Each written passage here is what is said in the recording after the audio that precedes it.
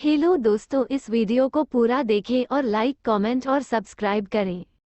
महिल्रोपयम नामक एक दक्षिणी शहर के पास भगवान शिव का एक मंदिर था।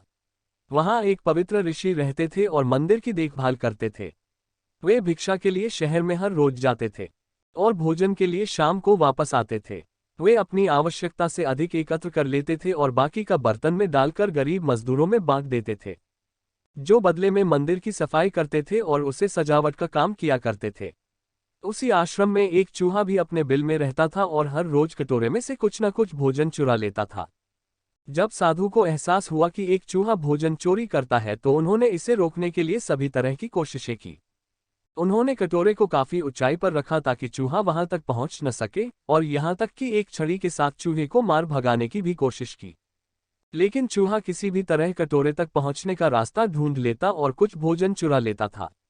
एक दिन एक भिक्षुक मंदिर की यात्रा करने के लिए आए थे, लेकिन साधु का ध्यान तो चूहे को डंडे से मारने में था और वे भिक्षुक से मिल भी नहीं पाए। इसे अपना अपमान समझ भिक्षुक क्रोधित होकर बोले, आपके आश्रम में फिर कभी नहीं आऊंगा, क्योंकि लगता है मुझसे बात करने के अलावा आपको अन्य काम ज्यादा महत्वपूर्ण लग रहा है।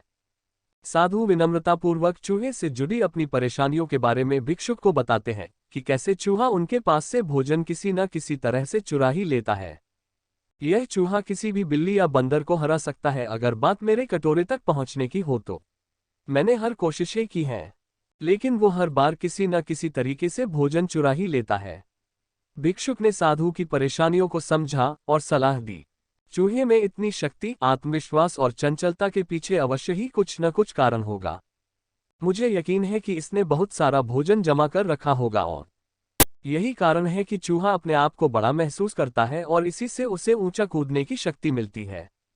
चूहा जानता है कि उसके पास कुछ खोने के लिए नहीं है, इसलिए वो डरता नहीं है। इस प्रकार साधु और भिक्षुक निष्कर्ष निकालते हैं कि अगर वे चूहे के बिल तक पहुंचने में सफल होते हैं तो वे चूहे के भोजन के भंडार तक पहुंचने में सक्षम हो जाएंगे। उन्होंने फैसला किया कि अगली सुबह वो चूहे का पीछा करेंगे और उसके बिल तक पहुंच जाएंगे। अगली सुबह वो चूहे का पीछा करते हैं और उसके बिल के प्रवेश द्वार तक पहुंच जाते हैं। जब वो खुदाई शुरू करते हैं तो देखते हैं कि चूहे ने अनाज का एक विशाल भंडार बना रखा है। फौरन ही साधु ने सारा चुराया गया भोजन एकत्र करके मंदिर में ले जाते हैं। वापस आने पर अपना सारा अनाज गायब देख चूहा बहुत दुखी हुआ और उसे इस बात से गहरा झटका लगा और उसने सारा आत्मविश्वास खो दिया। अब चूहे के पास भोजन का भंडार नहीं था, फिर भी उसने फैसला किया कि वो फिर से रात को कटोरे से भोजन चुराएगा। लेकिन जब उसने कटोरे तक पहुंचने की कोशिश की तब वह धड़ाम से नीचे गिर गया और उसे यह एहसास हुआ कि अब न तो उसके पर शक्ति है और न ही आत्मविश्वास। उसी समय साधु भी छड़ी से उस पर हमला किया। किसी तरह चूहे ने अपनी जान बचाई और भागने में कामयाब रहा और फिर वापस मंदिर कभी नहीं आया। शिक्षा: यदि हमारे पास भी संसाधनों की कमी न हो तो हम में भी अद्भुत शक्तियां और आत्मविश्वास की कमी कभी नहीं आ सकती।